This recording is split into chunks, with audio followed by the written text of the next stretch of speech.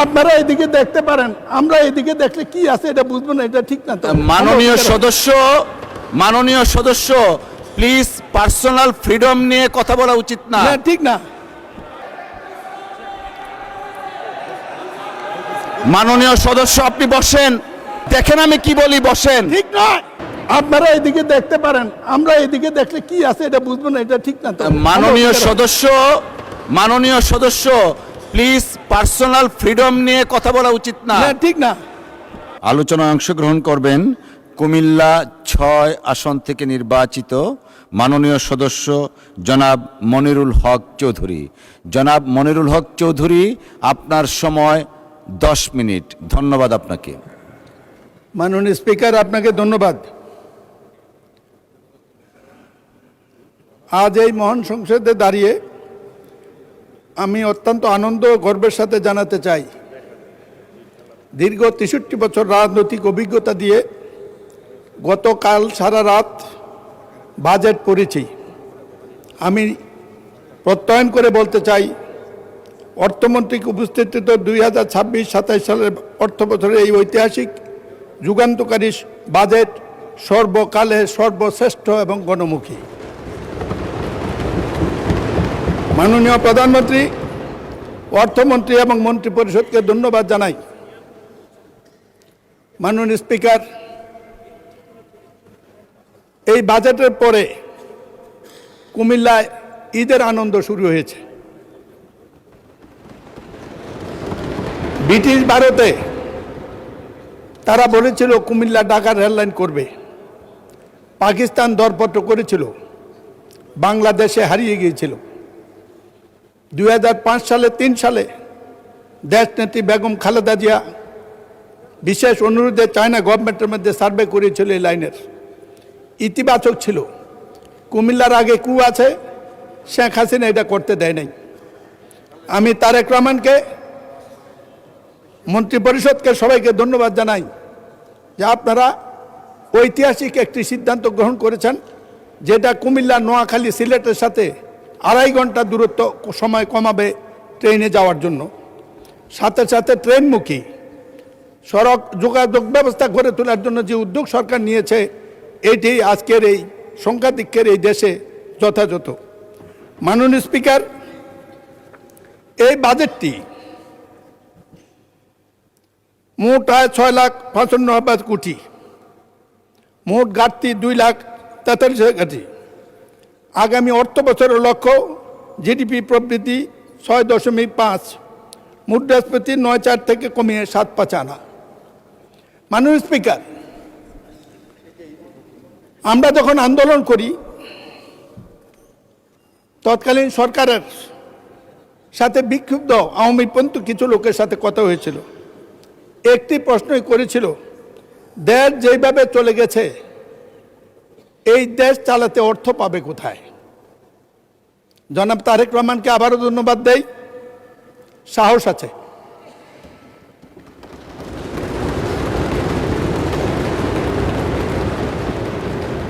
আপনারা স্পিকার সাহেব আর deputy speaker সাহেব সংসদে বসলে স্বাভাবিক নিয়ে বামপন্থী হয়ে যান, কিন্তু একটু সতর্ক থাকেন, এই কথা তো বলতেই পারি। তারাও বলেছে শেখ হাসিনা বিদায়ের পর তারেক জি আসবে না, আসতে পারবে না, আসলেও দাঁড়াইতে পারবে না, দাঁড়ালেও নির্বাচন করতে পারবে না, নির্বাচন করলেও ক্ষমতা দিতে পারবে না। এই দিন না আরো দিন আছে, এই দিন নিয়ে যাবে সেই দিনের কাছে। ক্ষমতা তো চলেই গিয়েছিলেন, আল্লাহ ঠেকেছে।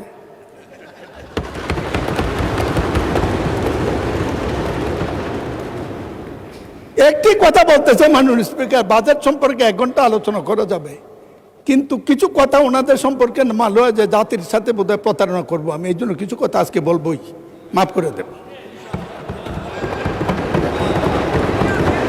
ওনাদের সাথে আমার খুব ভালো সম্পর্ক।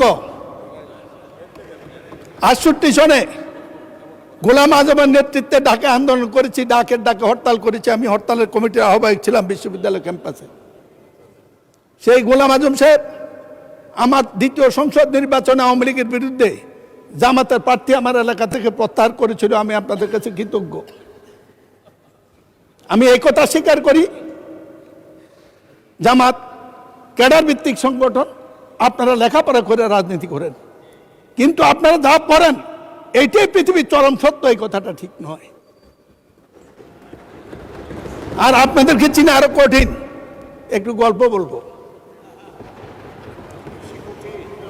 জি, আপনাকে দেখলে তো আজরাইলে ভয় পায়। ভাই শাহজাহান, মাননীয় সদস্য, জি জি, মাননীয় সদস্য দয়া Sorry. করে আমাকে অ্যাড্রেস করে Sorry, কথা sorry, বলুন yes, please. sir, yes, sir, yes, thank sir. You. Yes sir, একটু সম্পর্কটা ক্লোজ নাহলে খেপে যাবে। সংসদের বাইরে গিয়ে ক্লোজটা দেখাবেন, জি, জি, এখানে জি, জি, আমাকে জি। অ্যাড্রেস করেন প্লিজ। সুতরাং শুধু এই কথাটি বলবো, খুব দুঃখ পাই, এতদিন বেঁচে থাকবো এটা তো কথা ছিল না। তাই সাহেব চলে গেছেন, নেতার দায়িত্বের সামনে থাকলে ভালো হতো। আপনাদেরকে চেনা সত্য কত কঠিন, এই কারণে কঠিন। খন্দকার মোশাররফ সাহেব আছে, 2000 সালে তাহের ভাই সহ এমপি হওয়ার পরে, উনি মন্ত্রী হওয়ার পর আমাদের সব মন্ত্রীদেরকে এমপিদেরকে দাওয়াত দিয়েছে বৌনিয়া। আমি আবার বৌনিয়া কোথাও যাই না, কারণ কোন জায়গায় কে কি বলে দেয় বিপদে পড়বো, পারত যাই না।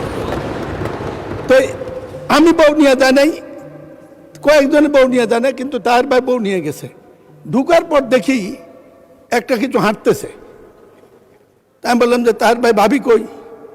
কয় যে ওই যে, আমি বললাম আপনি যে বদলাই আনেন না, এটা কেমনি বুঝবো?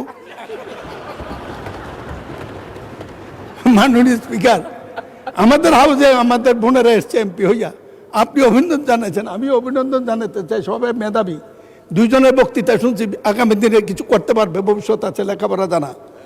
কিন্তু বুঝলাম না তো কারা আপনারা, ভিতরে কে?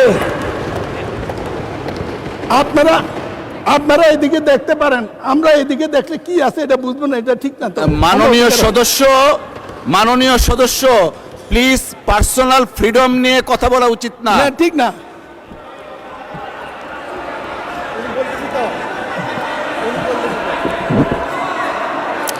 আপনারা, মাননীয় সদস্য আপনারা বসেন, লেট মি, মাননীয় স্পিকার, বসেন। প্রতিবাদ করা, মাননীয় স্পিকার, মাননীয় স্পিকার, মাননীয় সদস্যবৃন্দ আপনারা আমি বসেন। কাউকে কিছু বলিনি, অতীতে একটি ঘটনা আমার গল্প বলেছি। এই আপনারা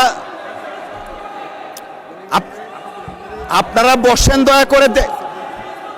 মাননীয় স্পিকার, সদস্য,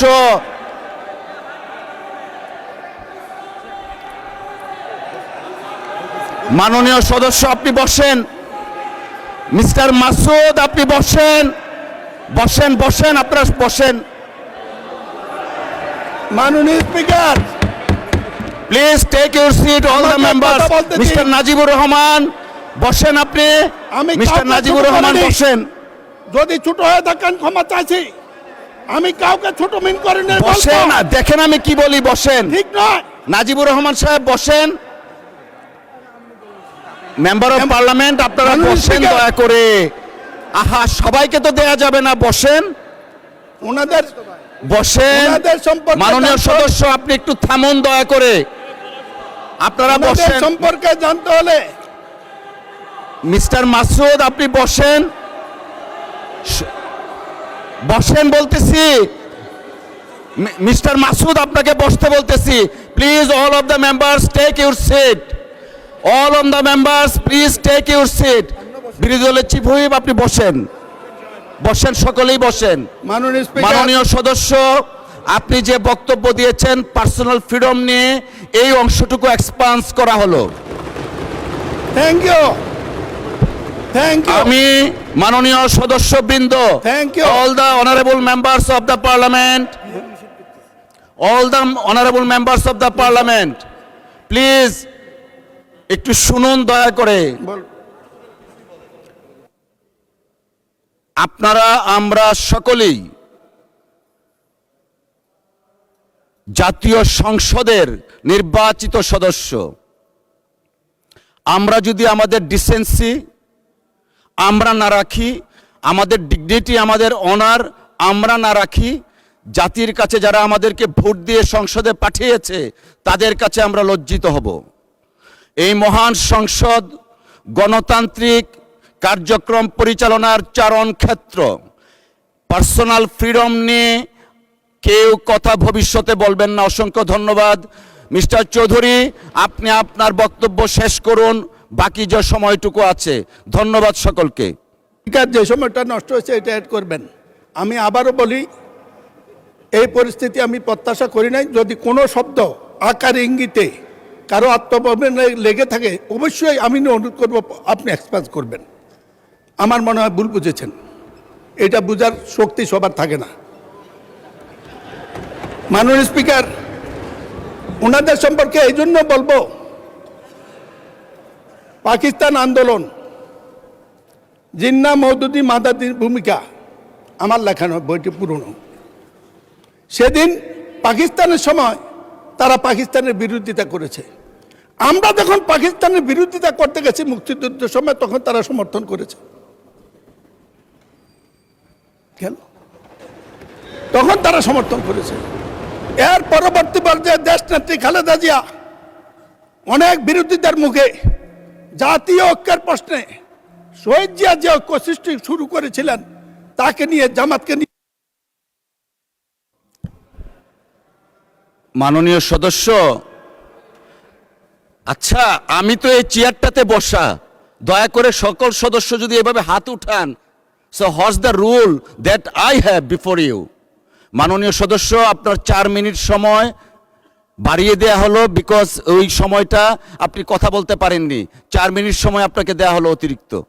ধন্যবাদ।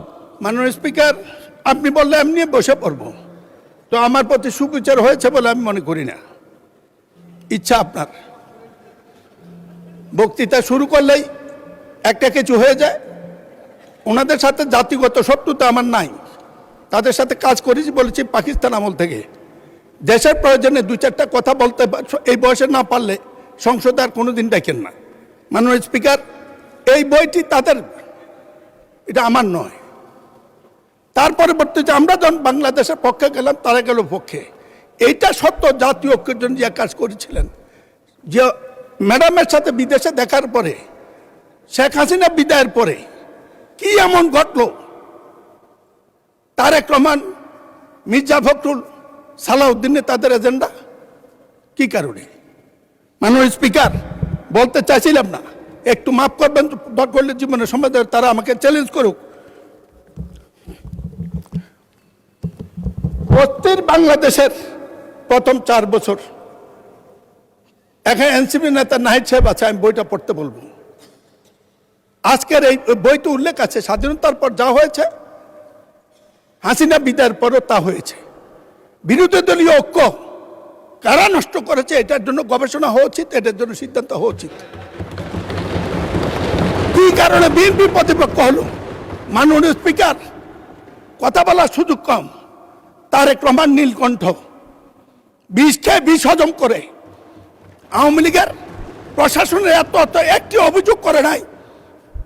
শত বিবেচনা মধ্যে সেদিন বিরোধী দলের নেতারা দাঁড়িয়ে বলছেন তাদের সমবন্টন হয় নাই। 1 ঘন্টার মধ্যে তারেক রহমান তাদের দেওয়ার জন্য অর্ডার দিয়েছেন। আমি সরকারে ছিলাম, আগে জানি। না হইলেও হবে। যার হয় না কোনোদিন হয় না, যার হয় না কোনোদিনই হয় না। যাই হোক,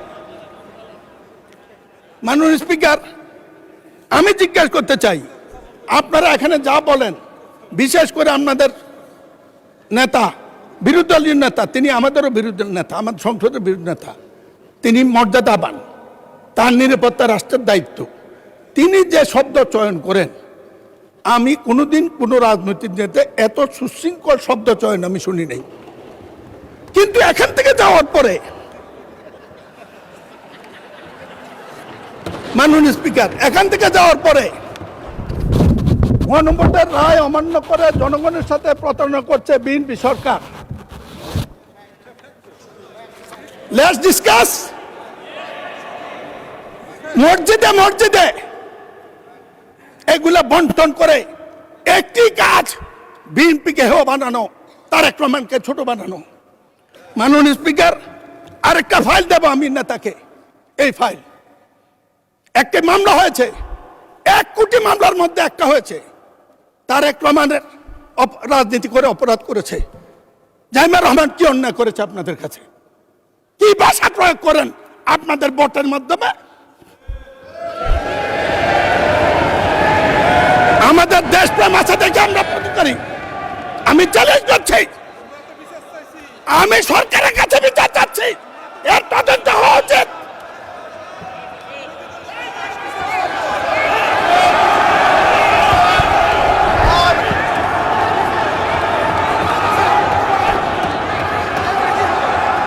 এই মামলার কাগজ আমি দেব।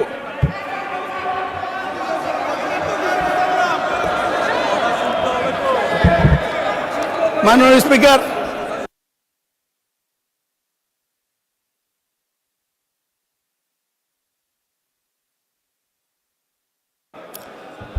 মাননীয় সদস্যবৃন্দ, সংসদের বৈঠক আসরের নামাজের জন্য 30 মিনিট 30 মিনিটস বিরতি দেওয়া হলো। আপনাদের সহযোগিতার জন্য অসংখ্য ধন্যবাদ।